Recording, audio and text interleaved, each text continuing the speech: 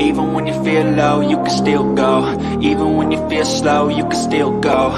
Even when there's no hope, you can still go. I never answer to no, man, I still go. Go, go, go, go, go, go, go, go, go, go, go, go, yo, go, go, go. Hustle hard, hustle every single day. I'll be making moves till I'm buried in my grave.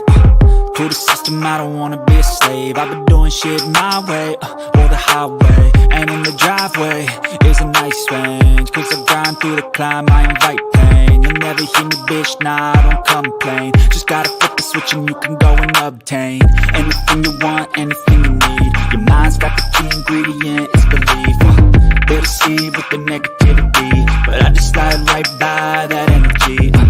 Even when you feel low, you can still go. Even when you feel slow, you can still go. Even when there's no hope, you can still go. I never answer to no, man, I still go. Go, go.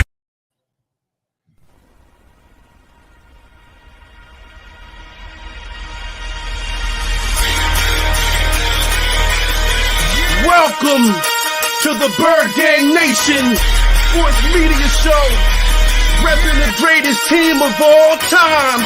Let's go!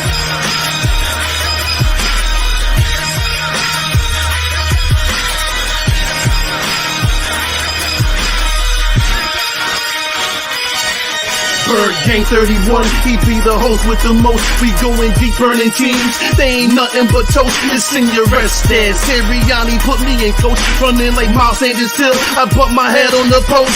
Touchdown! Yeah, that's coming. Devontae's crazy route running. Jalen hurting them, throwing lasers. The Rager young gunning. Come on! On the D side, we ride, sack him with Fletcher, lay him out on the stretcher. No one can protect you. Watch Darius lay him, shutting down your routes. Come on! In my green John, eating Philly cheesesteaks. Put up your cups, wings up, if you can relate. Tailgating at the link like Gangsta Stride. To the Bird Gang Nation, that's worldwide.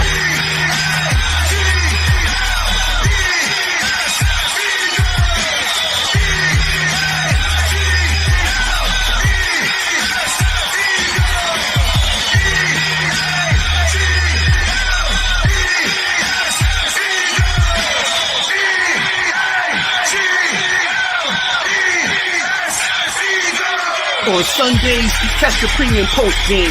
Mondays is Birds on Broad Street with Philly Notion and Cool Cat, the man in motion. And Wednesdays, the midweek special got you open with JC from Eagles Talk, hitting like B-Dog, baby.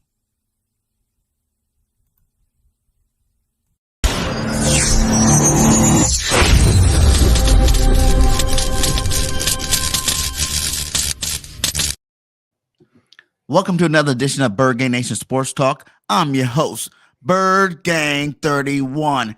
And today, Nation, we got a very special guest in the building. It's Joe from the Cardinal Rule. How you doing today, my guy? I'm good, man. Thanks for having me. I really appreciate that. Nice. So go ahead and let everybody know, we know you are a bird just like us. Now, we were talking backstage about who's the real Bird Gang Nation. Right. We already know who that is. That's us Philadelphia fans over here. But go ahead and let everybody know, a little bit about your channel. Yeah, so I'm Joe. I run the channel, The Cardinal Rule. Started back in April of last year.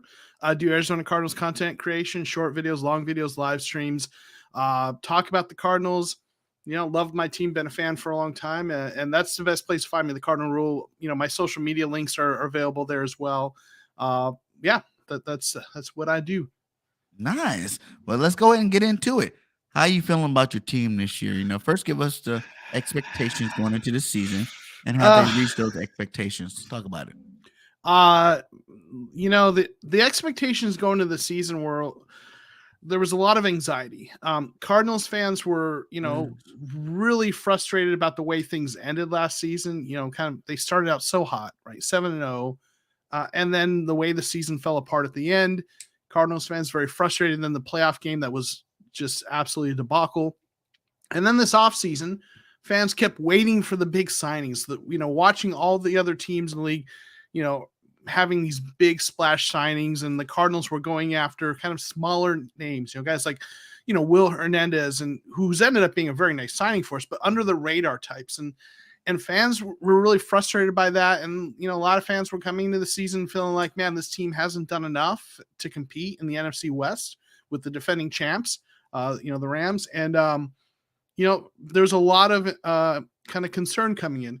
And that, the team starts out the way they did, getting blown out by the Chiefs in week 1, barely coming away with the victory against the Raiders in a game that required improbable play after improbable play to get there, right? Winning on a fumble recovery in overtime, and then losing to the Rams, coming back and beating Carolina, a team that, is really struggling, and, not trying to talk trash, but probably one of the worst teams in the NFL right now. And I think Panthers fans would probably agree with that right now with the way their team's playing.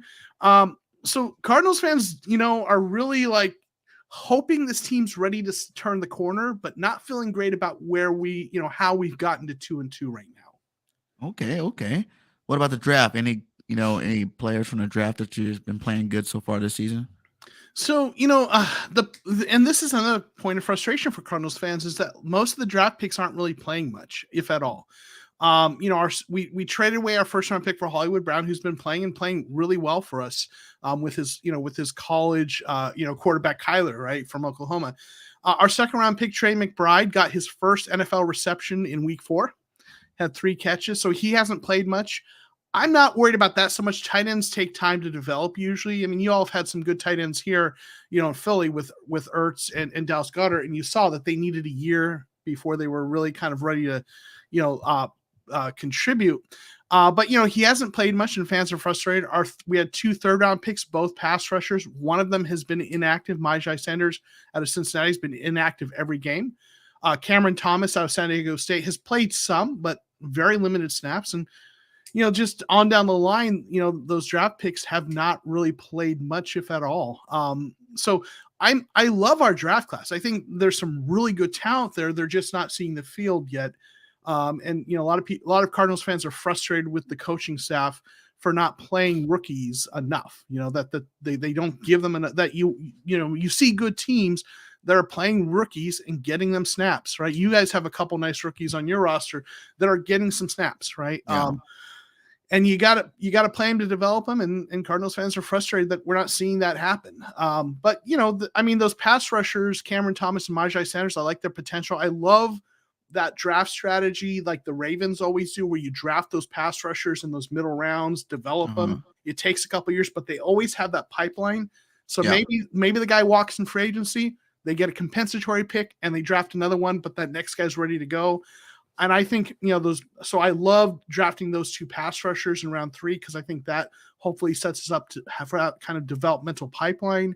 There's a guard we got in the 7th round, Marquise Hayes, who probably should have gone earlier. Unfortunately, he's on the injured reserve, but look, he's a guy who I like his potential. So there's players to like. We're just, not really seeing him on game day this year. Okay. And I see that, I see in the thumbnail, we got some players with some connection here. Kyler and Jalen, they're around the same age. They both went to OU. Kyler won the Heisman. Jalen came runner-up. They played his rookie year, I believe it was, in a nice shootout against you guys. What I'm saying? You guys did pull that one out. So I think Jalen's 0-1, in the matchup. So how do you feel about both the quarterbacks? Give me a little bit about Kyler and give me a little bit about Jalen. Yeah, like Kyler, I'm a big believer in Kyler. I think the talent is there. That is, rare talent. When you look at Kyler, like kind of the stereotype is quarterbacks who run a lot don't always have the most accurate arms, is kind of that stereotype. But like Kyler has the arm. He sometimes has a bonehead play and throws an interception like he did last week for a pick 6. But like his accuracy, especially on deep balls, is uncanny. Right. So the way I always describe it is there are maybe 2 or 3 quarterbacks at best in the NFL who can run like Kyler or as well as Kyler. There's different running styles, but like Lamar can run as well as anyone, right?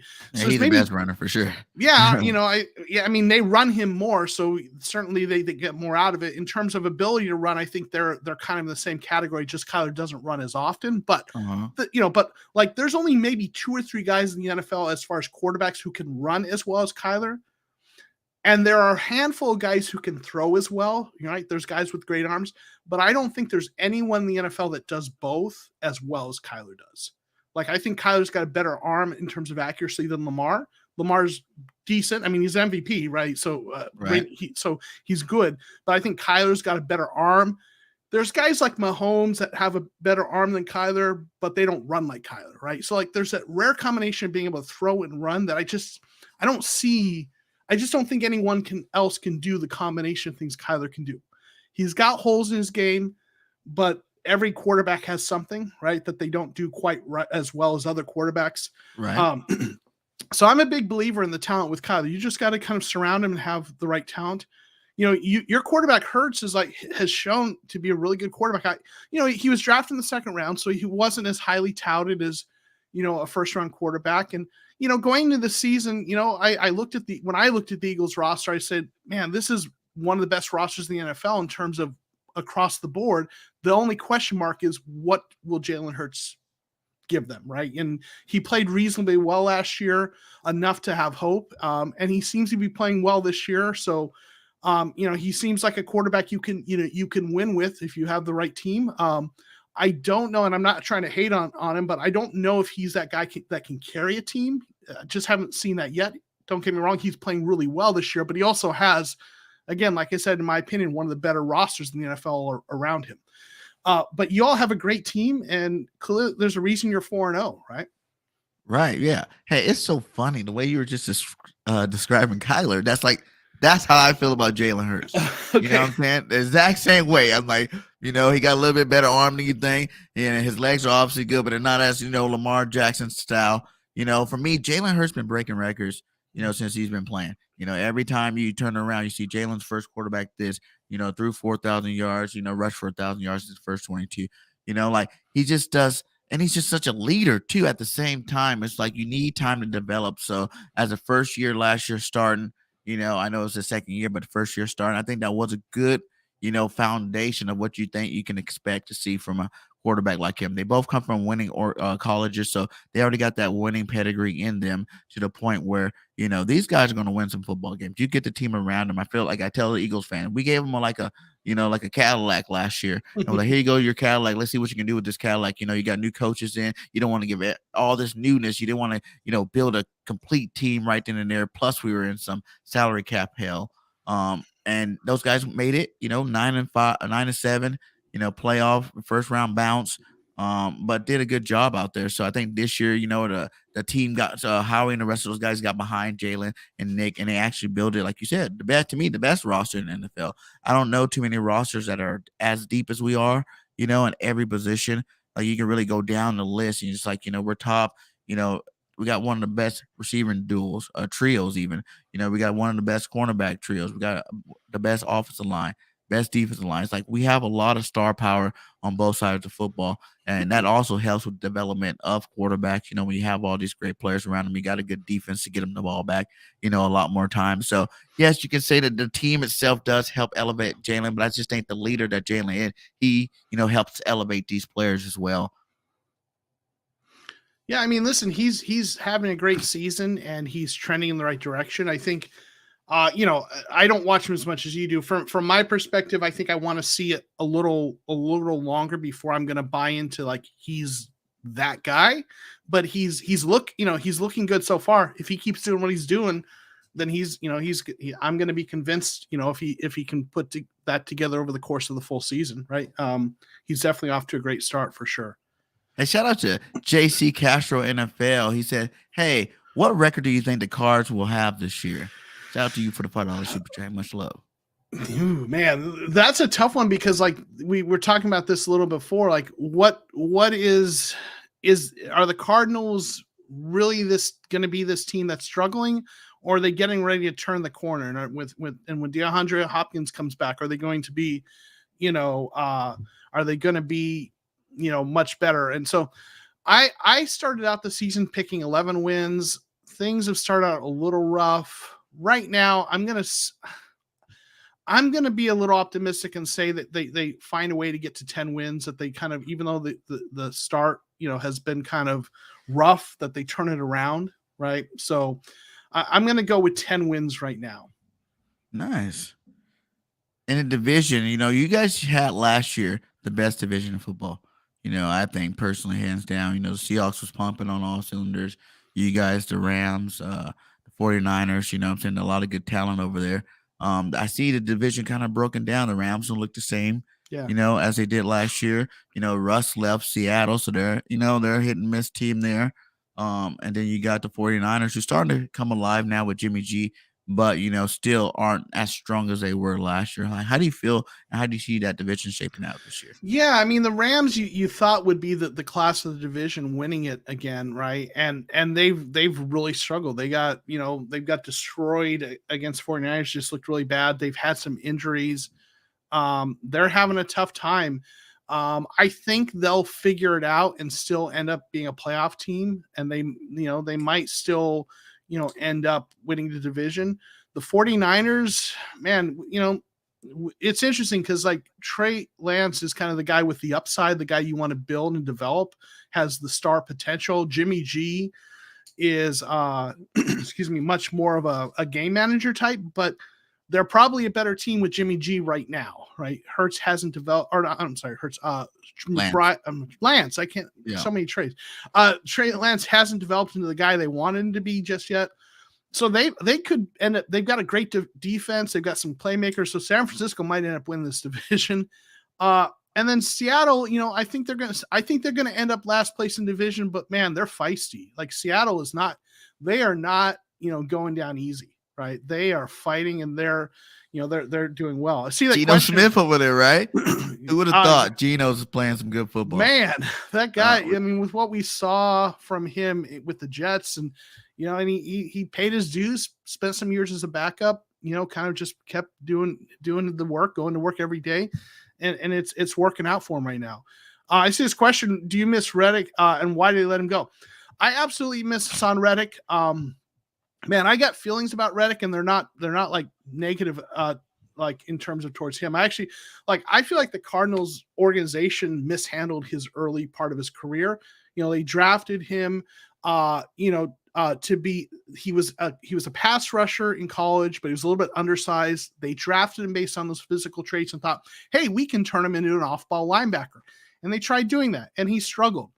And then the new coach came in, and in his second year, Cliff Kingsbury kind of put him back on the edge. And then we had some injuries. Chandler Jones missed some time. And lo and behold, he puts up 12 and a half sacks or whatever, and ends up being really good. And then the Cardinals don't re-sign him. He goes, as you know, to Carolina, and then he goes home to Philly, being from that area. Listen, he's the one free agent. If you ask me, is there a free agent out there that the Cardinals let walk that I wish we didn't? He's the guy. A young pass rusher who's shown that he's a double-digit sack guy multiple seasons. He's that guy, I think, and he's a guy I wish we kept around. Kudos to you guys for having him back home, where he's from. So I absolutely miss him. I don't begrudge him for leaving. Listen, the Cardinals organization, and I'm a diehard Cardinals fan, but I can objectively say they cost him money. Because if he had been a pass rusher from day one, and when his rookie deal was up, was a free agent with multiple seasons of pass rush production under his belt, he would have been, he signed that 1 year deal in Carolina for what was it, $8 million or whatever it was. He would have been signing like a 5 or 6 year deal for a whole lot of money, right? He finally got paid in Philly, but he would have been, he's in the end, he still missed out on some money because of that. So yeah. He was a monster last game, man. Last name Reddick did his thing. The last game there. I love having him on the squad for sure. So yeah, man, you guys got a good one there.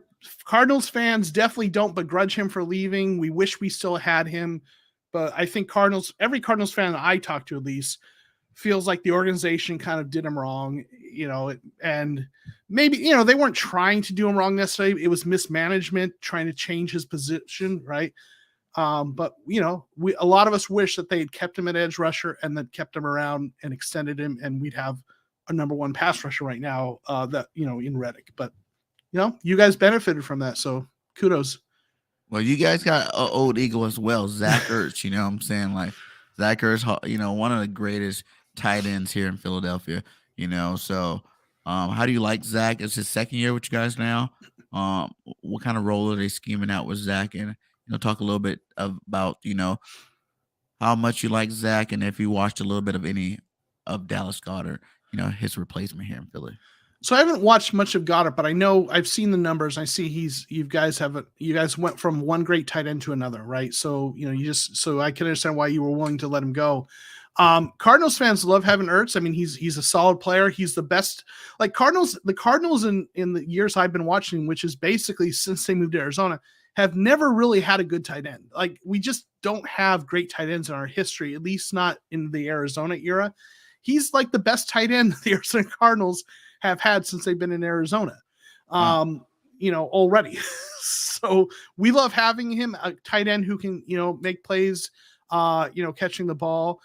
We'd like to see them use him more. I think his usage has been down a little bit, but, we love having him here. We like what he's given us thus far. Nice. So, and you said you haven't seen too much of Goddard. So who would be the main focal point of you guys' offense right now? It's Hops have been out, right? So, who are you guys really, who are you surprised to see step up in that role and become the leader of that offense? So I don't know if I'd say surprise, but the guy who right now is kind of the leader in terms of catching the ball is Hollywood Brown. He's been our leading receiver, and he's had some nice games and nice plays. Another guy though that's kind of he didn't have a great game this last game in terms of targets, but another guy that Cardinals fans really love is Greg Dortch. He's a guy who was on our practice squad last year, and he's one of those guys. Hey, what's up, CDH? Thanks for dropping by and hanging out. He's one of those guys who has bounced around the league a little bit, and he's a slot receiver. He's a little bit of a smaller guy, but man, he played so well in those limited snaps last year. He played really well in the preseason, and through the first 3 games, he was our leading receiver. Now, again, with Rondale Moore is healthy, and he played a lot this game, so they did not use Dortch as much, but he's another guy that has become a fan favorite. So Hollywood Brown and Dortch, and obviously Ertz has been a major part, one of the bigger parts of the offense as well, catching the ball. Nice. He got a question. He said 3 keys for the Cards to win the game versus the Eagles, and vice versa for me, 3 keys. So I'll let you go ahead and go first. Wow, 3 keys. Okay, the first key is the Cardinals have to not start out slow. If you look at what's gone on with the Cardinals, it's been a tale of 2 halves in their games. First halves of the games, their offense and defense have both struggled, giving up more points and not scoring as many points. But in the second half, they've turned it on, at least in a couple of their games.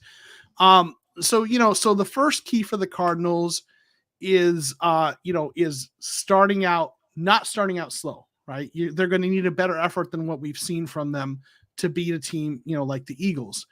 The second key is going to be keeping Kyler clean, which I know is tough because you all have some really good pass rushers, right? You have some guys interior and on the outside who can get to the quarterback. You got to give Kyler time to make the plays. And if he does run once in a while, he's got to have room to do that. So keeping Kyler clean, and that's going to be tough because we've got a banged up offensive line, right? And I'd say the third key is going to be for the defense to play like they did, in that Carolina game.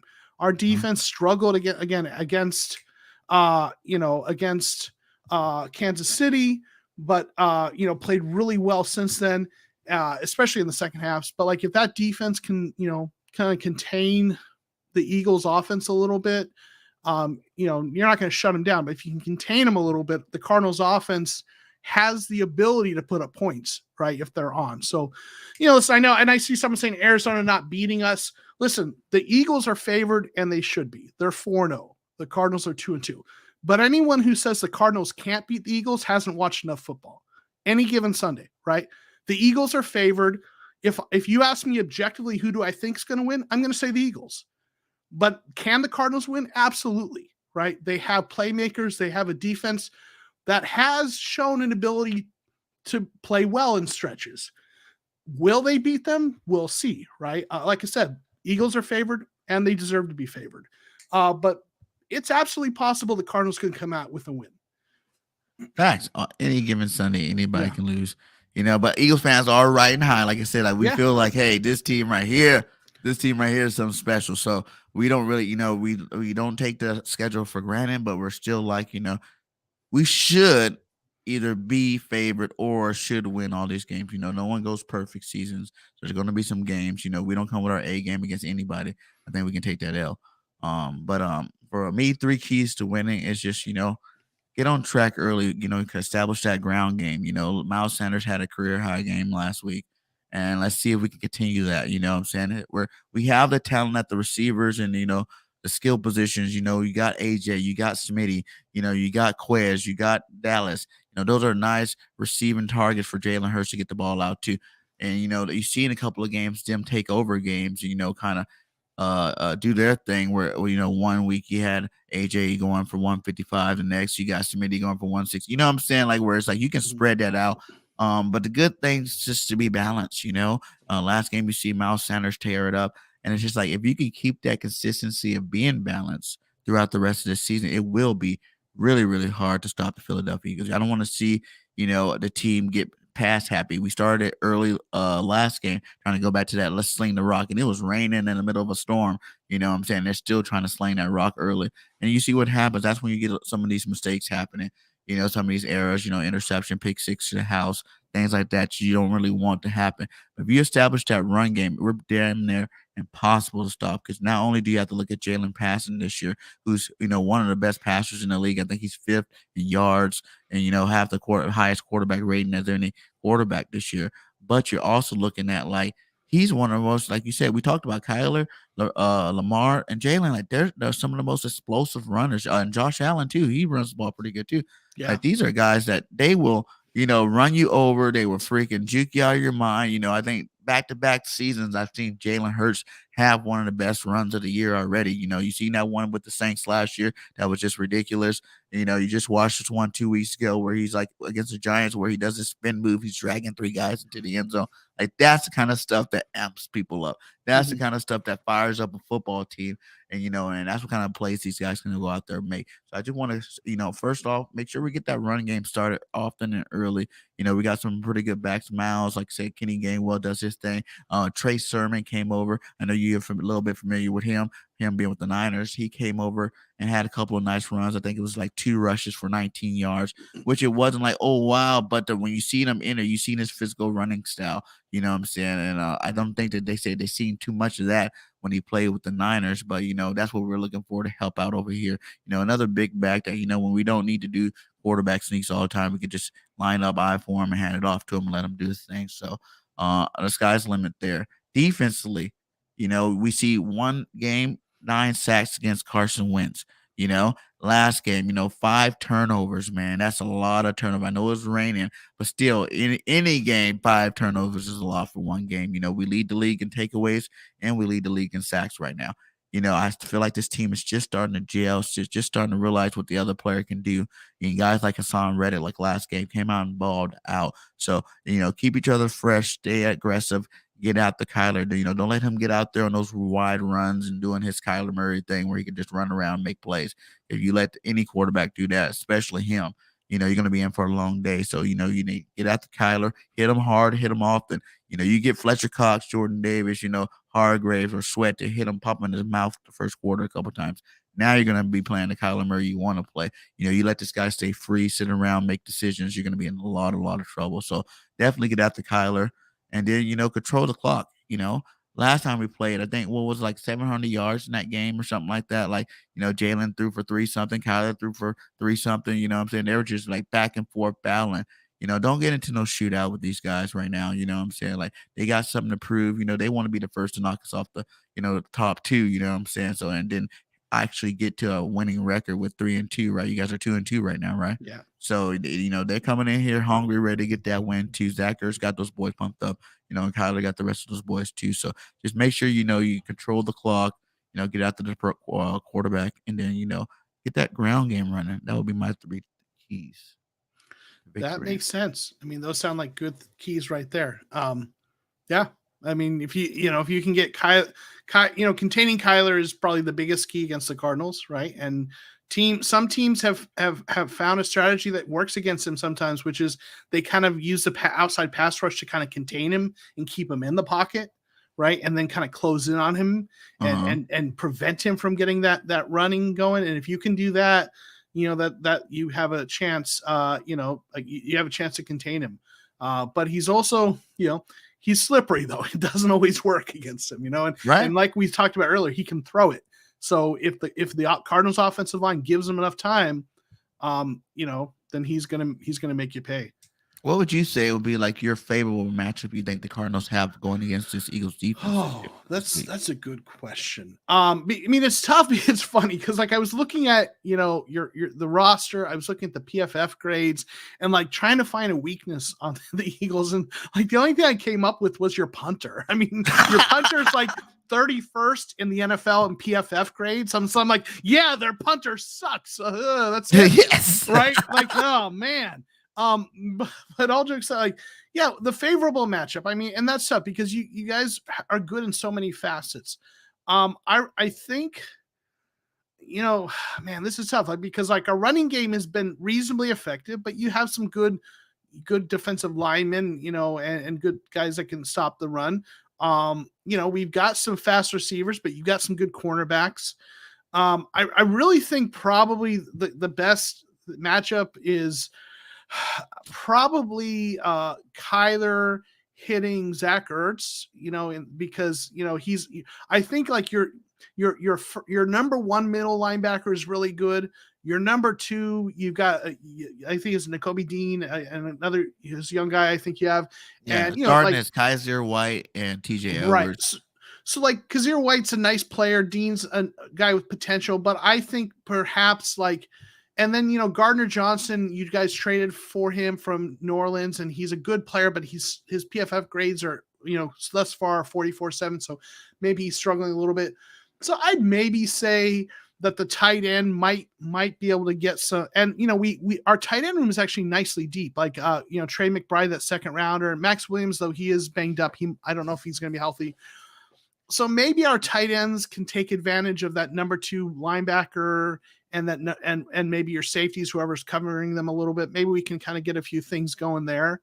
And then that's one of them players. It doesn't matter who you got out there. You can have the best safety linebacker out there. He's a veteran. He's a seasoned vet at that. So he knows how to get separation. He knows how to get open. Like if Kyler, should be Kyler's best friend out there, come this week. Because like you said, I feel like our cornerbacks, man, they're playing at a high level. I don't know if Slay, he's questionable for this game with a forearm injury. Hopefully he plays. But if not, you got the McPherson from last year who didn't play that great last week, but he didn't play that bad either, for just spot duty, not having all week practicing with their ones, So I'm not really worried about that. You can look at Bradbury over there, who seemed to find, rejuvenate his career, was a Pro Bowler last year with the Giants, didn't do too much because the Giants just sucked in general. And then, with us, having a talented defense around, you're starting to see those Pro Bowl type, characteristics come out in his place. So, and then you got Maddox who's hurt, but Josiah Scott is another, short, good corner, that can play the slot. Plus, we got Chauncey Gardner-Johnson who can, move up there. He played corner. He was slot corner last year that actually is playing safety for us. So, I think that would probably be the best matchup, to really expose on this Eagles team is, use Zach. If Zach come into play, have one of them big time Zach Ertz type game, and you guys get him involved, that should be something to watch out for. Now, I didn't know Maddox was injured, so that I think changes the calculus a little bit because we've got a couple nice receivers in the slot. I mentioned Greg Dortch before, and Rondale Moore, who's coming back, who's from healthy, who's a second round pick last year. And so I think our slot receivers, if you're playing, and I looked at the PFF grades, and the guy who's going to be playing hasn't graded particularly well. You're kind of your backup at slot. So I think the Cardinals, that's a place they could also take advantage of, those slot receivers against, going against a backup slot cornerback with Avonte Maddox out. How do you feel about what's going on with Hop? I wish he was. Do you think Kyler? It's just like that. This is what's stunning. He was hurt with you guys for a while, and then now he got the suspension. It's like, do you think this is stunning Kyler's growth? Like, if he had this legit receiver game in, game out, we've seen the difference. To me, I think he plays a lot different when Hop's there. He looks a lot better out there. But what's your take on that one? I mean, obviously your offense is going to work better when you have DeAndre Hopkins, right? I mean, and he's the guy who, when you need that play on that conversion on third down, right? He's that guy who gets that play for you. And has it been stunting his growth? I think Cardinals fans would argue that Coach Kingsbury's offense has if anything stunted Kyler. It's that, but it's definitely impacting it, right? The receivers, aren't the same without him. And they've had some other guys that have been banged up. Rondale Moore, just played his first game of the season in week 4. AJ Green has been banged up. It hasn't been particularly effective. Another one of our depth guys, Antoine Wesley has been banged up. We're finally getting him back. So, I mean, I don't know. I don't think I'd say it stunted his growth, but clearly, like, you look at how good they were the first half of last season, like that Cardinals offense was legit in the first half of 2021. And DeAndre Hopkins was a big part of it. Down the stretch, he was banged up, and they lost him towards the end with an injury, and that offense, faltered. So it's definitely impacting things, and this offense has come out slow. I don't think it's stunted his career or his development, but clearly he's more effective when he has a guy like DeAndre Hopkins out there. Yeah, like even like for example with Jalen last year, all we did really, you could say Pascal too, but all we really did was add AJ. You know what I'm saying? Like that was the major difference that turned our receiving core from one of the worst in the leagues to one of the best in the league. When you got a lot of young guys, it's good that they have talent and potential, but you need that veteran, that guy to come in and that could be that, cornerstone, and be that star receiver for you. And I think that helped all of them get better. You know what I'm saying? Devontae looks a lot better now. He's going against second and third corners now. Everybody else out there, Quez, all those guys look a lot better this year too, now that we got AJ. So that's what I mean by, like, in terms of studying. Like, that helped Jalen elevate his game probably even farther than what people thought he was going to do. By having his best friend on the squad who actually is already a Pro Bowl receiver in the league. And no, that makes sense. I mean, having that guy, makes a big difference, right? So, yeah, absolutely, right? Who is Paul Turner? I'm not sure. Paul Turner, is that who used to play for the Eagles? Did he play for you guys? There's a football wide receiver, Paul Turner. He used to play with the Eagles, never played with the Cardinals. Do I want to Paul Turner? No, thanks, but thank you that's very generous of you. He looks like he was a wide receiver, played with the Eagles, 2016, Saints.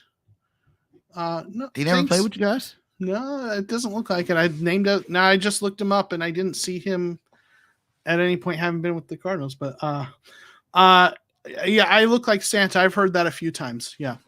Oh, so you're saying you want one? Oh, I see what you're saying. Oh, you look like Santa. I want one. You want one? Have you ever been Santa for the holidays? I have not, but I do get that all the time.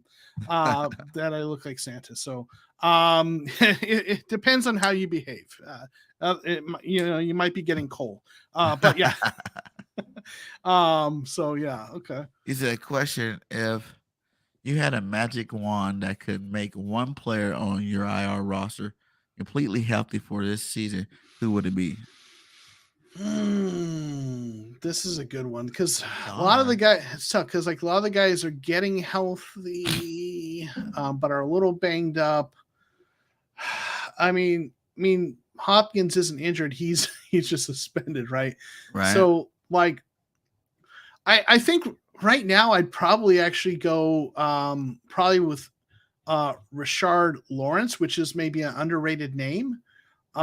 He is a defensive tackle who they drafted in the 4th round a few years ago, and he's not someone maybe you've heard of unless you know LSU or you follow really closely. But he is a guy who has been probably our best run-stopping interior defensive lineman and has played really well this year. And he had a hand, I think broke his hand, had surgery, and he's going to be out at least one more game, maybe 2.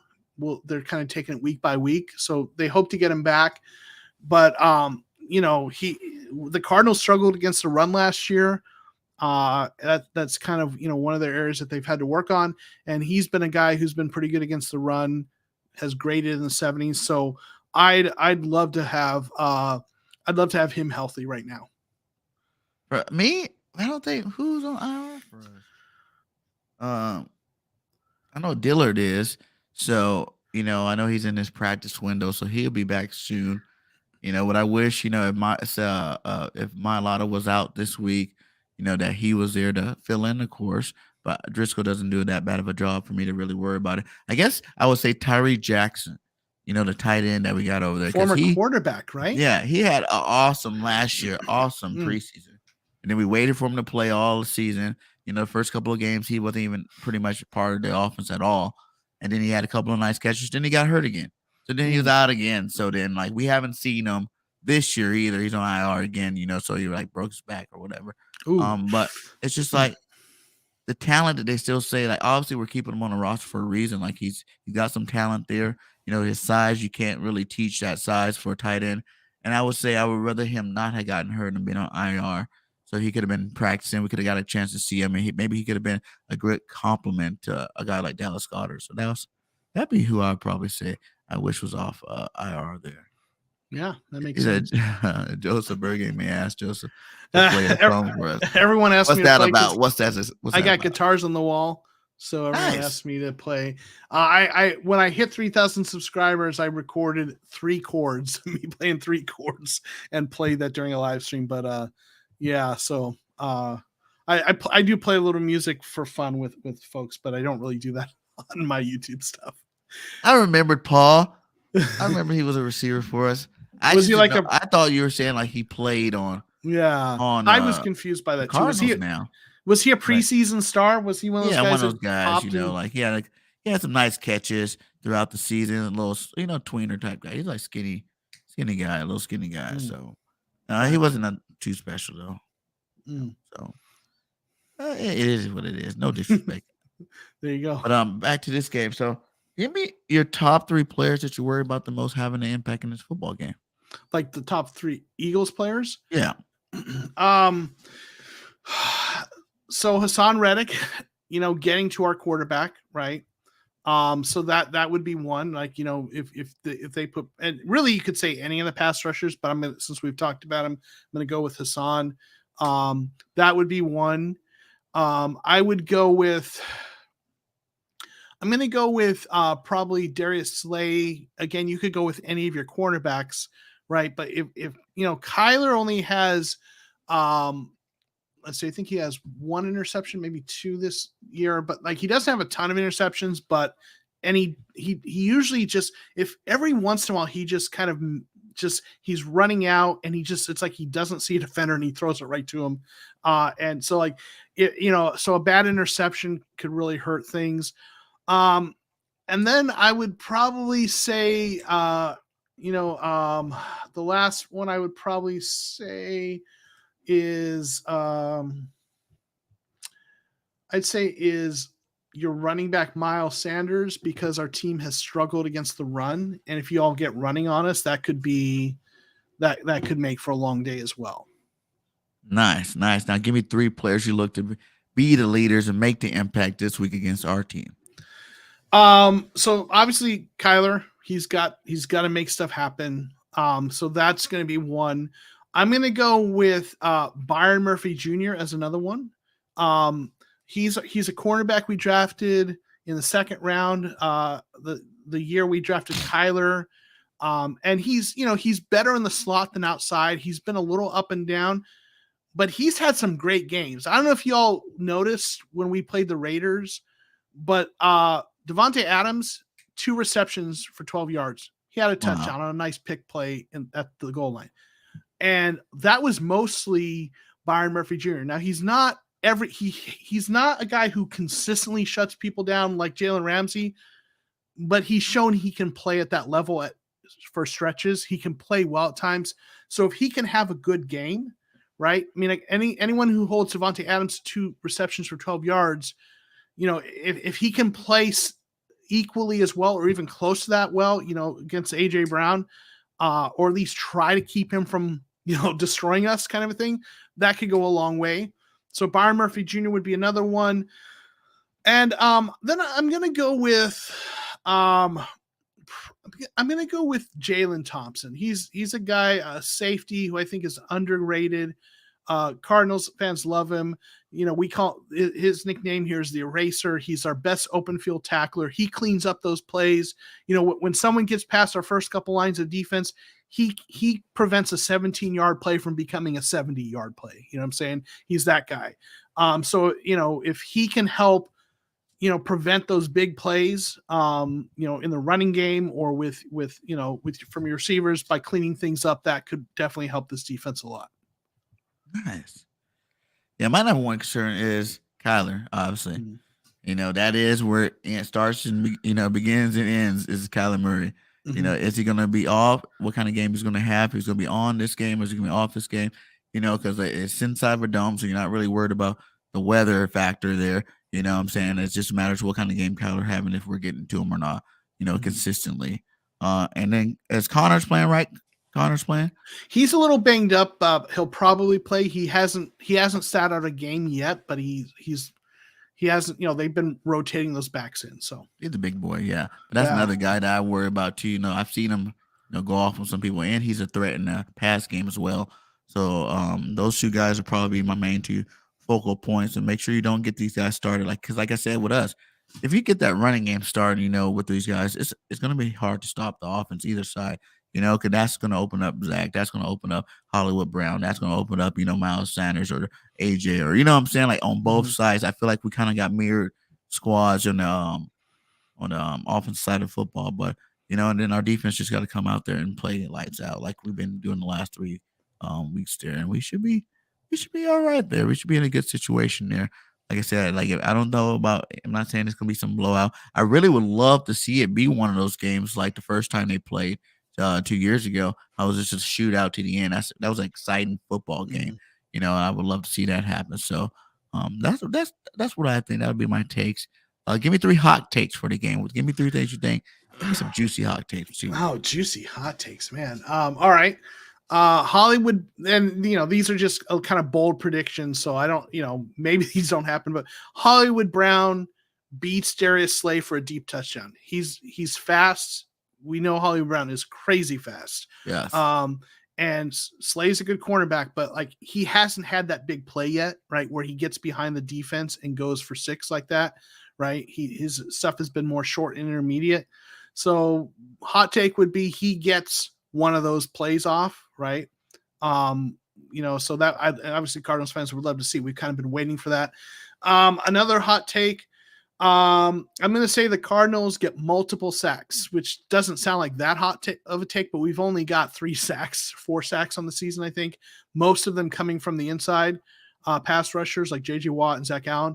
We have 1 sack from our outside linebackers, but the Cardinals pass rushers have been one of the top teams in pass rush win rate, ESPN stat. So what that tells you is they're beating their initial man, but they're just not getting lucky in getting the quarterback or pulling him down. Like they've had the quarterback in the grasp and he throws the ball, right? So they've been getting pressure. They just haven't been able to get it home. So I'm going to say that they find a way to do that. You know, if you look at it, like when I was looking at your offense, like, you know, your offensive line is good, but the left side, you know, hasn't played as well as the right side. It looks like you said is banged up. So maybe there's a chance for the Cardinals to take advantage of that a little bit, get a little bit of pass rush going. And then the third one, again, go bold prediction. I'm going to say the Cardinals get at least 1 interception on Hurts. You know, we've got some guys who can make some plays in the secondary. You know, who can get some, you know, like guys again like Jalen Thompson, Budda Baker, you know, our quarterbacks. So So I'll say, I mean, Hurts has played well, but he's got a couple interceptions here. He has thrown a couple of picks. So I'll say that we get a couple interceptions too. Yeah, well, Jalen don't like to turn over the ball. Yeah. That's just not his deal. Like even the last two tipped off, receivers' hands. Like I think that's the only what he had 2 or 3 picks, and only one of them I think was okay. That was horrible. The other 2 were just like coincidentally happened in there. So I don't think Jalen's. Well, that's a good hot take because I don't think he's going to turn over the ball. I hope he doesn't turn over the ball. I like him being one of those quarterbacks that you don't have to worry about. Because over his career, he's not one of those guys that consistently turns over the ball, and that's something to be proud about when you're a quarterback. You know what I'm saying? So I'll say 3 hot takes is Jalen. I've been doing this all season long, the same hot take because it hasn't happened yet. But Jalen Hurts, because I remember the battle last time. Jalen Hurts would get his first 400-yard game. You know what I'm saying? I've been saying it every week. He made it 350, 330. You know what I'm saying? The Eagles, all 4 weeks, we've been over 400 yards offense total, but he hasn't got over the 400-yard mark. I think if Tua can do it, you've seen all these other quarterbacks do it. I don't want to see Jalen put one of those up, on his career stat. I would say Dallas Goedert, he comes out and he becomes the focal point. Every week we had a different star step up. First week it was AJ. Second week was a little bit of everybody. Everybody, the running backs, the receivers, all were about 80 yards. Around that mark. They all had touchdowns. It was kind of spread out really evenly. And then you had Devontae Smith come out and have a huge game. And then you had last game you had Miles Sanders come out just to kill it.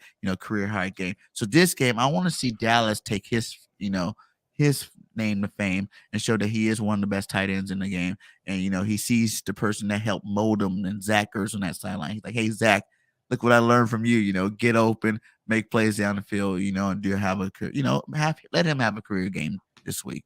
That'll be my next hot take. I want to see Dallas get probably at least 2 touchdowns, 125 yards. That would just be a monster game for, a guy like Dallas Goedert. So, and then on defense, I want to 3 turnover, 4 sack game. You know what I'm saying? Like, we 1 week we were just sacking the hell out of, a team. Carson Wentz, thank you, Carson, for just sitting there in the pocket for so long, letting us be able to beat you up like that. And then last week it was just a turnover machine. You know what I'm saying? We just kept getting turnovers. And, the weather did help. But, there was plays, like you seen, Reddick go over there and make the plays with the strip fumbles. He's really good at that. And I think I would love to see maybe 3-4 turnovers and then get at least 3-4 sacks too. Let's see it look nice. Maybe even a defensive touchdown. Well, I think if you get those turnovers, some of them are going to be fumbles. Kyler will throw interceptions, but he's not a big time interception guy. He doesn't. I don't know if he's thrown 3 in the game. Maybe he has once. But but the fumbles, that happens sometimes with the Cardinals. So, if you're going to get those 3, I think I would imagine 1 to 2 of those would be fumbles. Nice. Well, that's what we're hoping for. Right. Yeah. And I'm hoping that doesn't happen. What do you think? Well, how close do you think this game is going to be? I forgot. What was the spread on it? It's 5.5 games, I think. 5.5 points, I mean. Yeah. Yeah. How close do you think? And give me a score prediction. I do think it's going to be close. This is the worst hedge. It's either being close or it isn't. No, that's the worst answer ever, right? But if the Cardinals are turning the corner, right, and they're becoming the team I hope they're going to become, it's going to be close, right? If they aren't, you all might blow us out, right? If we come out slow like we did. Yeah. But I am a diehard Cardinals fan. I absolutely believe the Cardinals can beat the Eagles. But objectively speaking, I'm going to give the edge to the Eagles. I'm going to say 28-24 Eagles. Nice. I like that one. That's a nice close little score there. Like you said, it just matters. If they're doing what they're doing and we stay on the same path without a blip, I think this can be a really big game. Our games start out really close and then we kind of pull away. So I will say I would like to see the Eagles win 31-17. You know what I'm saying? Not too much. It starts out really close. You see this nice battle. But then, late in the season, we do what we do best, and that's just show that we can run that football. Last year we were the number 1 rushing team in the league. This year we're up there, I think, top 3. I know Miles Sanders is the 3rd leading rusher in the league right now. let's just run the football, scores, make some scores late, just kind of pull away, because I think our second half, we haven't been putting up that many points. You know what I'm saying? All of our points come from the second quarter, so I want to see this week be like the first week where in that second half, we're actually still scoring points. We're still putting on the show for the fans. And, it's not going to be, it seems like it's a big differential, but it won't look so much, in the beginning of the game. It kind of happens as the season goes on if we can get to Kyler like I think we can. I'm going to tell you, if you look at game trends though, and listen, this is the thing with game stats and trends. You look at them and they give you an idea of what you think will happen, but sometimes the NFL just says, nah, I'm going to do something different, right? Completely Games opposite. sometimes go nothing like you expect, right? But if you look at game trends, I'm going to tell you and thank you for that. I try to be objective as best I can. If you look at game trends, the path for the Eagles to win this game is not keep it close and pull away. And I'll tell you why. And I did this for my reaction to I did a video reacting to the Cardinals week 4 game. And I looked at the numbers in the first half. The Cardinals have scored 16 points in the first half of games. In the second half of games, they've scored 65 points this season. Ooh. 16 points in the first half of games. You guys like 65. The opposite. Right. You guys scoring all your points in the second half instead of the first half. But the defense does the same thing. Points allowed in the first half, 66. Points allowed in the second half, 34. Okay. Like this team, shut down the Rams, the Raiders in the second half, gave up 6 points to Kansas City. To Carolina in the second half. So listen, obviously things can go different than these trends, but the path, based on what's happened thus far, the path for the Eagles to win is to take a big lead, and the Cardinals can't catch up can't do enough to catch up in the second half, like what happened with Kansas City and the Rams, right? Right. Again, game scripts don't always go like we think, but man, you think these guys are about to go out there and be the Kyler and Hurts show, and then scoring to being 9-3. You know what I'm saying? Right. 4 field goals. You're like, what's going on with the offense, man? What's going on with the offense? That's what I love about the NFL. Is you never know what really is going to happen. We can just go out there and think, imagine what we hope to happen. Yeah, absolutely. I mean, we think we know what's going to happen, and something completely out of left field, but that's part of what makes it fun, right? Well, as first-time guest on my show, I like to do a thing called the all-time team. This is just going to be the all-time team.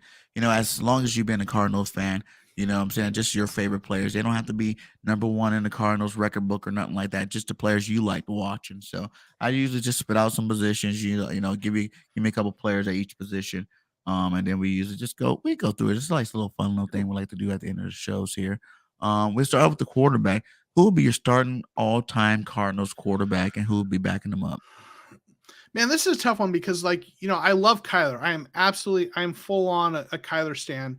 But then, you've got, Carson Palmer played well for us, right? Yeah. Kurt Warner. If I'm wanting to win games consistently, it's probably Kurt Warner, okay. Hall of Famer. But in terms of, I'm going to go a little bit of a different direction here. It's not the guy I necessarily think we're going to win with, but the guy who, to me, just has a place in my heart is an interesting story, and that's Jake Plummer. I love Plummer. Yeah. Plummer was a beast. Jake the Snake Plummer. And I got and this is personal history for me. Like I mentioned, I'm from Arizona. I live in Georgia now because my career has brought me here, but I lived in Arizona I was born there, lived in California, back to Arizona from 1987 through 2008. Okay. So spent a good stretch there. And, I remember living in Arizona when Jake Plummer played for Arizona State University. And he took that team to the Rose Bowl, had an amazing, college career with Arizona State. So he was already kind of this local legend in Arizona, right? There was this energy surrounding him, right? There was this energy. And then the Cardinals drafted him, right? So it's this local guy who's already got this kind of bigger than life status in Phoenix. And then the Cardinals draft him in the second round. And up to that point, the Cardinals hadn't had any quarterbacks that were really, particularly good in their time in Arizona, right? So this was the guy who was supposed to take out take us to the promised land, right? And he didn't quite live up to that, but he did take them to a playoff game, beat the Cowboys in the playoffs. And he was an interesting dude. Oh, shout out 19th Avenue, right? Nice. I used to live at like near 19th Avenue in Union Hills when I lived in Phoenix, up in the north side of town. But yeah, I spent a lot of time around. I used to work near 19th, more like 27th in Indian School. But yeah, no, I know where 19th Avenue is. What are you doing being an Eagles fan out there in Phoenix? Anyway. Hey, you know what bird to be cheering for, you know? Yeah. My mom's actually out in Mesa now, Arizona. So nice. A lot of family out in Arizona. That's pretty cool. I was not. Granders was saying Joseph was not born yet when they had. No, I was born when they had Neil Lomax. And he was pretty good, but he was that guy. He was their quarterback when they moved to Arizona. And he was a good quarterback, but you know, he was only there for maybe a year or so of the Arizona. Okay, 19th and Camelback. I know that area. Sorry. Anyway, yeah. So anyway, yeah. Neil Lomax is a good quarterback, but he was there. You know, he was with the St. Louis Cardinals. They moved. He was there, and I maybe played a year or two with them, and then, you know, and stuff. So, yeah. Anyway, so yeah, Jake Plummer's for the history and the story. And I'll tell you one quick story. When the Cardinals beat the Cowboys in that playoff game, when the team was returning home, flying home from Dallas, they kind of announced on local radio station, hey, if you want to come greet the team, come out to this parking lot at this place by the airport.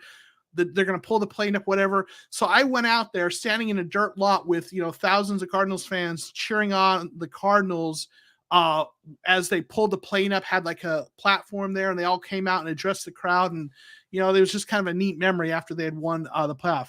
And asking about what about Kurt? Like, Kurt Warner's up there. You know, I mentioned him. If I gotta pick a quarterback that we're gonna win games with, he's probably that guy, right? But for me, the Jake Plummer, there's just something because he. Well, you can have Arizona Kurt back State. up Jake, right? Those would be your two quarterbacks. I said you can have Kurt back up Jake. There you go, right? And, you know, there you go. So, you know, Jake Plummer is just that guy because he played at Arizona State. They drafted him out of there, and just there's something about that that's kind of homegrown, even though he's from Idaho. But, you know, there's something about that that's homegrown and close to my heart. It's that memory from those years. So give me 3 running backs. 3 running backs. First has got to be Larry Centers. He was technically a fullback, but dude had 100 receptions before it was popular for running backs to catch the ball. You know what I mean? Like, this dude did it before the era where everyone's got a running back who catches the ball today. Larry Centers was a really, really underrated player. He didn't run the ball a ton, but like, I think he's like 12th leading. I think he's like number 12 in the Cardinals in terms of career receptions, and he's a running back, something like that. He's on that list. So Larry Centers is there. I got to go with David Johnson. I know he fell off a cliff in terms of his play, but like I'm going to go with David Johnson. Just for a short stretch, he was so good, right? He was a guy we drafted in the 3rd round. So David Johnson, and man, I'm probably going to go with. I just really like James Conner. You know, I like the way he plays the game, right? So I'll probably go with James Conner. Nice. He said Johnny Johnson. Is that a running back? Johnny Johnson was drafted by the Cardinals. I think it was the same year that Emmitt Smith was drafted by the Cowboys, if I'm not mistaken. He's the guy they drafted, played a couple years, and then he went to the Jets, I believe, later in his career. But he was a nice running back. Yeah. So Johnson was the same. Single-handedly won 2 leagues. Nice. All right, so let's move forward. Let's go to tight end. Give me 2 tight ends. Oh man, we have not had good tight ends. I'm gonna go with Zach Ertz and Max Williams. And Max Williams. Seriously, we just haven't had those guys. The team just has not had good tight ends. If you look through, you know, you have guys a long time ago, but like in the time that they've been in Arizona, they just haven't had that guy. Max Williams is a really nice blocking. Hey, Tanner, thanks for jumping in. Appreciate that. Max Williams is a really good blocking tight end, underrated as a receiver. He's not a big time receiving tight end, but he can catch the ball. And then obviously you all know about Zach Ertz. So Right now, those two guys would be my tight ends. And, this is from my memory. I know there's some guys that were before my time that were really good, but those would be the guys. These are his favorite players, Graham. Favorite players. Come on, let me have my favorite players. Now, Graham is a good dude. Let's go with 4 receivers. Okay. You guys got some good ones. Got to go with Larry Fitzgerald. Larry Fitz. Hands down. Larry Fitz is the man, the legend. Absolutely. I also, I know like the way he left the Cardinals, it was a little bit tense, not on best terms, but Anquan Bolden was such a good receiver. They drafted him, I think, in the 2nd round. I think he fell because he didn't have a great 40-yard dash time, didn't run particularly well, but that dude was a beast. I mean, just the beast. Physical, like that guy, when he had the ball in his hand, man, there aren't many receivers that were that physical. So Anquan Bolden is up there. I probably put DeAndre Hopkins. Dude is just so good. One of the best receivers we've had. So I'd probably go with him. And then I'm going to go with kind of a guy who's maybe a little under the radar, but was a nice receiver for us with the Cardinals, who was kind of a nice possession receiver, Ricky Prohl. Played with the Cardinals for a while, and I think he might have gone on to be with the Rams, but he was a nice receiver for the Cardinals for a while as well. And so he did. He did go to. Yeah, was he on that Greatest Show on Turf team? He might have been as part of that team. I'm trying to remember. Yeah. Okay. Give me a starting offensive line. You don't have to go depth. Just go across the board, left tackle to right tackle. We haven't had a lot of great offensive linemen either, but so like.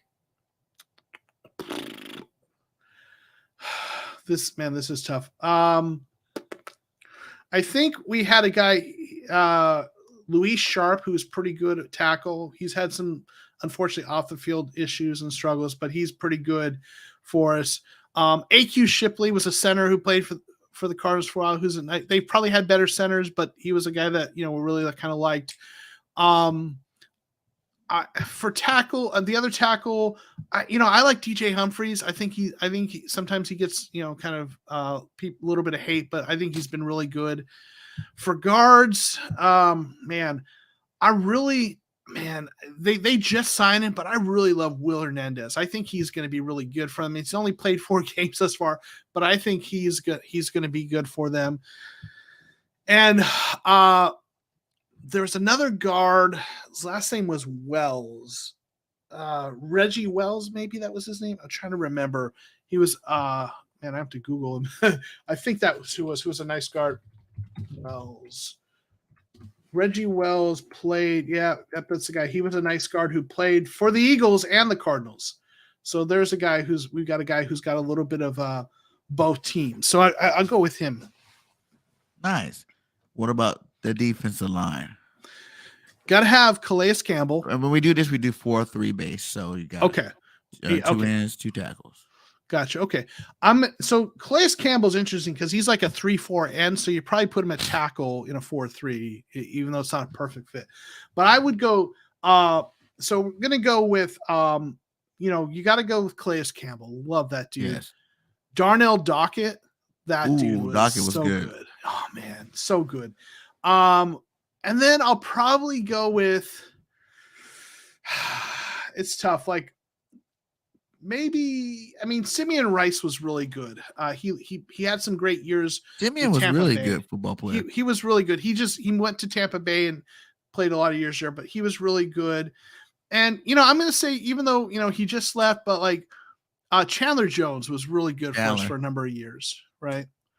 Yeah, that's definitely a big one there. Simeon Jones, Calais Campbell, Chandler, nice, and Dockett. That's Eric Swan's another good name. That dude was a beast of a defensive tackle.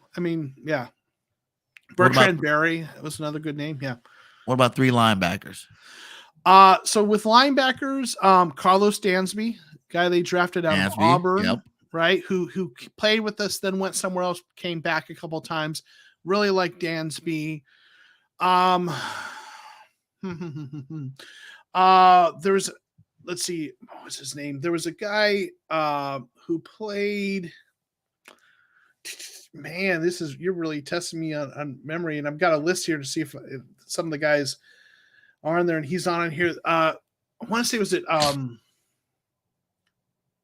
Oh man, It's from man, my brain's Jordan Hicks, even you like Jordan Hicks? Where you guys? Ronald McKinnon. That's a good one. Eric Hill. Eric Hill is the guy. Eric Hill is who I'm trying to remember. Thank you. Eric Hill is going to be on that list. Carlos Dansby. I'm sorry. Who were you saying? Jordan Hicks. Another he was a Eagle. nice player. Got a little Eagles history. But there's another guy who played with Arizona and then went to Washington, who was a little bit more of an outside linebacker who's really good. But I'm going to say to get this going along, I'm going to say Eric Hill, Carlos Dansby, definitely on the list. And Ronald McKinnon was a nice inside linebacker for them too. So I'll probably go with him. He had some nice years for them. So I think those three. Good football for sure. Yeah. Let's go cornerback. Give me 3 corners. Aeneas Williams absolutely has to be on that list. Aeneas Williams has to be on that list. And as much as he's Cardinals fans have been a little bit of a love-hate relationship with him because of kind of, the way he left with some chatter, got to still have Patrick Peterson on that list. Patrick, right? Yeah. Peterson, Patrick Peterson's got to be on there. So did you say 2 cornerbacks? 3. 3. Okay. I'm probably Dominique Rodgers-Cromartie. He was another guy who was pretty good for them that they drafted. That Rodgers-Cromartie, yeah. DRC, we had DRC for a bit. Did you? Okay. Yeah, it's good. He was good. Nice. Let's go with 2 safeties. Adrian Wilson, hands down, has to be on the list. That's my guy. He's with the organization, the front office. Absolutely love Adrian Wilson.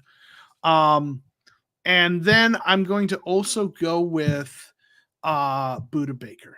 Budda Baker, the new guy. Yes, he plays some good football for sure. Yeah, one of the best safeties out there.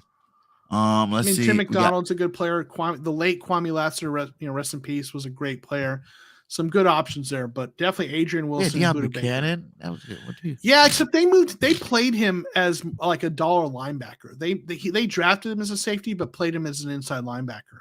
I actually, like we talked about, bless you, mismanaging careers with Hassan Reddick. Like if they hadn't moved Buchanan to linebacker, I wonder if he'd still be playing as a safety in the league right now. But that's a whole other conversation. Kicker and punter. Kicker and punter. I think Neil Rackers for kicker is a guy who was really good for a lot of years. And Scott Player, I think, at punter, I think was really good for them for a lot of years. So probably go with those 2. Returner. I'm going to give a name you're going to love here. Ready for this? Let's go. Vi Sikahema. What? He played for the Eagles, but he was a Cardinal first. Who? Vi Sikahema? Oh, come on. Dude. A return specialist? You don't know Vi Sikahema. Anyone in the chat remember Vi Sikahema? Yeah, dude, anybody help me. I might have to call on your Eagles card, your fan, fan card. Vi Sikahema. Of course, Grant does. Yes. Vi Sikahema, he played with the Cardinals, right? He was what year are we talking here? We're talking 90s, 80s, actually. Dude, see? Thank you, Grandizer. So Vi Sikahema, let me get his stats, okay? He was born in Mesa, Arizona, so he's from the same town I was born in. But he played for the St. Louis, then the Phoenix Cardinals, Green Bay, and Philadelphia. He played in 92 and 93. So he played 2 years. But he was a really good kickoff return man. Let's see, his kick returns.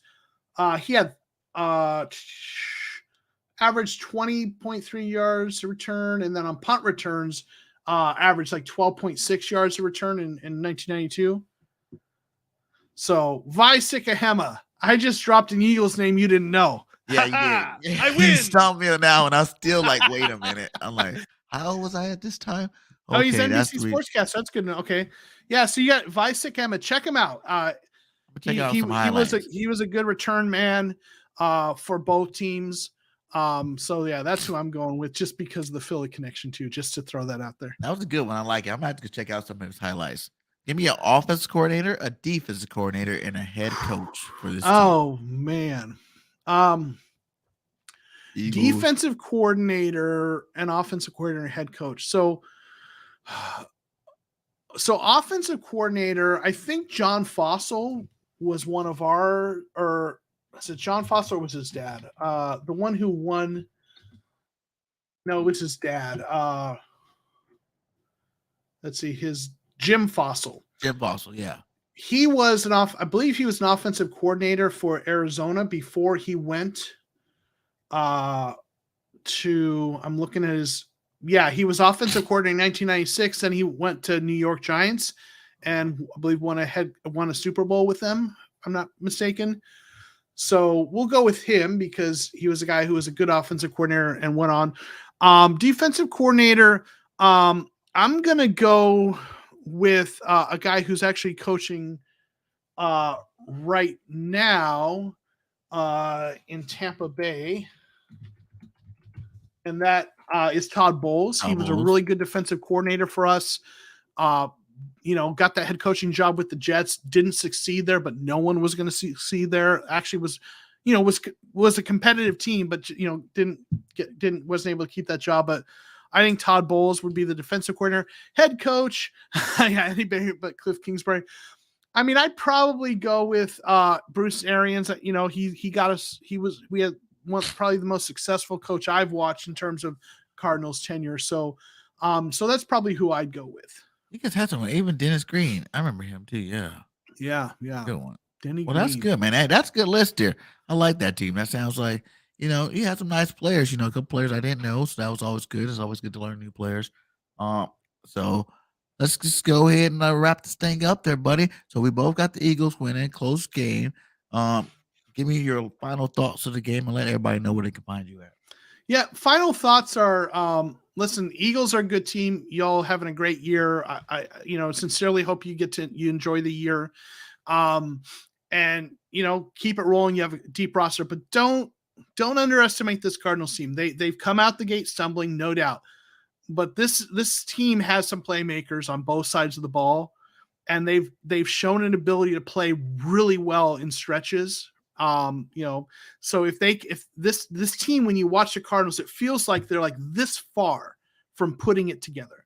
Like, it's not like their offense is just not able to do anything. They're getting drives and then a penalty and it stumbles, right? Some little things. So the Cardinals could be one of those teams that's getting ready to turn the corner and become one of the better teams in the NFL. So don't underestimate them. But objectively speaking, Eagles got to be favored at this point in the game. They've earned that, right? Where you can find me, again, the Cardinal Rule on YouTube. That's really the main place to find me. That's where I do most of my content. I do some stuff on YouTube, on Twitter as well. You'll find me there. It's at JOKOMO13 at JOKOMO13. But my social links are all on YouTube as well. So, and I appreciate you having me here. This is thanks again. Anytime, man. Anytime you want to chop it up, talk some football. We definitely get on here again. It was great having you on. And real quick shout out to Grandizer. He's a great supportive content creator. I don't know if he's normally in your streams, but Grand helps me. He's everywhere. He's everywhere, man. He knows everybody. He knows everything. He's always throwing people you should work with, and I love working because he always gives me great guys. So he definitely recommended you too as well. Awesome. So shout out to you, Grant, for doing your thing, my guy. But hey, it's going to be a good game, guys. I do feel like the Eagles. This is not the end of this run right now. I think we've been winning, but we've been winning with a little bit to prove, a little bit to improve on. So I think that we continue to improve. And I feel like that loss, if we get one, will be after you've seen us at like our max power. Like, whoa, look at these guys, they seem unstoppable, and then that person comes in and knocks us out. As opposed to like you're watching these games and you're actually seeing them. Still have room to grow, and they still need to keep going. So I think it should be a good game. Hopefully my Birds come out on top. We can go 5-0, going into Jerry's world, to go beat up on the Cowboys. So like I always say at the end of my videos, fly, Eagles, fly. Till next time, it's BG and Joe. We out. Peace. Peace.